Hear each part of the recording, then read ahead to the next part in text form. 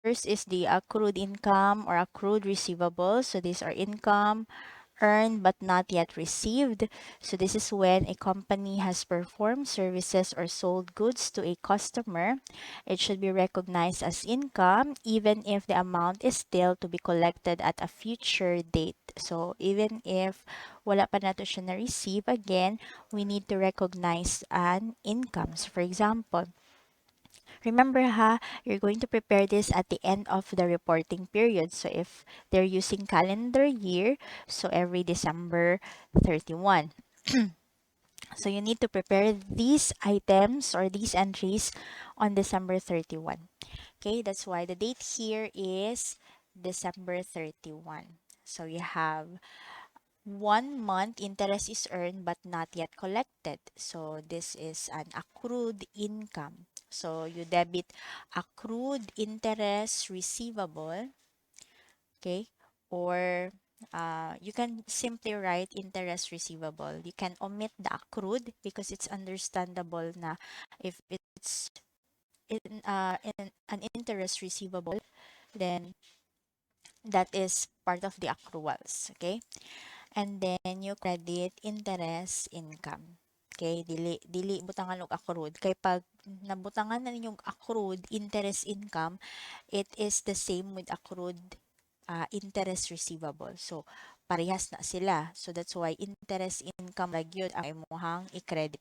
Sa debit, pwede nimo tangtangon si accrued, pwede ra lalo interest receivable. Okay? So this is to record accrued interest receivable. Another example, a 10,000 rent is collectible from tenants. So as of year-end, wala pa nimo siya nakolekta but katong mga nangabang, nakagamit naman sila sa inyuhang building or sa inyuhang lang office area or sa man siya apartment. So mag-recognize ka sa rent receivable. Again, you can omit the accrued. You can just simply write rent receivable. And then credit rent income. So as you have observed, we credited the income. So this means that these items are considered as income. They are already earned. Next is the accrued expense or the accrued payable. So expenses that are already incurred but not yet paid. So kani kita ang nakagasto. Kita ang nakagamit pero wala pa ta kabayad.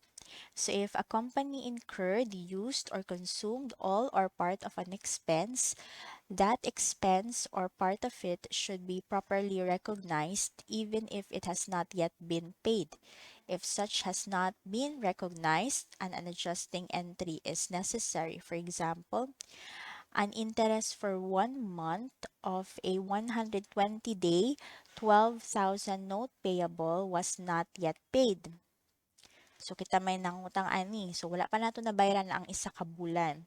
The note bears a 5% interest. So, you have to take note that if in the problem, it states a certain percentage that is considered as an annual rate unless it specifies that 2% is good for these number of months. Like, for example, ningon siya nga 2% for 3 months. So, 2% sa tulo rin dyan nakabuwan. But if ang iyahang statement kay general siya, wa niya gi-specify nga kani for half year ni siya or kani siya for 2 months, kani for 1 month, then the interest stated there is good for 1 year. Okay?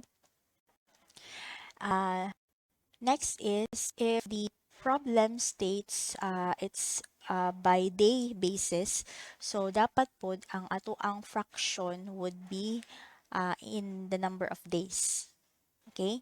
So again, pag ang iyang mention sa problem is 120 day or 90 day, kung by day ang iyahang term, ang ato asang fraction sa pagkuha nato sa portion sa interest should be also in terms of days.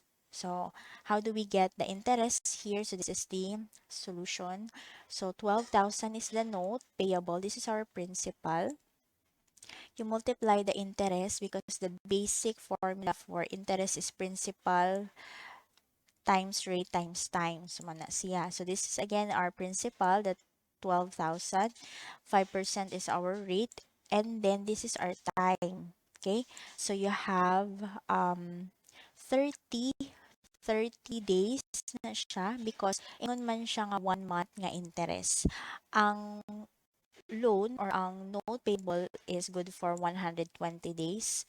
That's why ang pasabutan na niya is ang utang bayaran sa sud sa 120 days. But to get the interest, we need to get the proportion of 1 month against the whole year. Nganong whole year man na siya, ma'am? Kay ang interest nga 5 is good for 1 year. So it's not appropriate to use 120 as a denominator because that would mean nga ang 5% is good for 120 days, which is not uh, correct. Dili man na mao ang gingon sa problem. Mo man siya niingon nga 5% na siya good for 120 days. So if the problem is silent or general ang statement sa interest rate, so it is presumed na the interest stated there is good for 1 year. Okay, that's why ang denominator here is good for 1 year. Yang ano man nga 360 days na siya, ma'am. So, depende na siya sa problem kung unsa man siya gi-state. Although wala siya gi-state diri, duha man nakabuk ang pwedeng denominator. It's either 360 or 365 or depende sa problem. If it states nga 364 yung days or 366, then you will follow. So, this is just an example. If you want to get really the exact interest, then you will use 365. Okay, as denominator. So, for this example, 360 na siya. Pero wala yun na siya nagpasabot ng automatic 360 na siya ha. Usually, kung magbase gyud ta sa daily, daily yun nga basis kung per day, so 365. So, ani nga example, 360 nako para whole number siya ini percent. So anyway, so again 360 is an approximate time. So if we want to get the exact, you will use 365 or depending on the problem. So again, dili 120 ang denominator nga gamiton because the 5% is not for 120 days, but it is for 1 year. And it's 30 because ang wala pa nato na bayaran is good for 1 month. Okay? So, man itong giingon nga kung by day ang iyahang term, so days po dato ang himuon nga term here. Pag niingon siya nga month, an interest for 1 month of a 3-month note payable, 3 months note payable. So by months po dato ang gamiton. So mahimo siyang months ang mga denominator. So mahimo siyang 1/12. Okay, kay 12 months man ang 1 year. So that is 12,000 times 5% times 30 over 360. So, para exact, 50 pesos. Again, it depends on the problem. What would be the appropriate time that you're going to use, if it's 360 or 365. Another example, 2 months rent have accrued but not yet paid. That's 12,000 pesos. So, no need to multiply by 2 because it did not state nga ang 12,000 is per month. But niingon na siya largong ang 2 months and then this is the amount. Okay?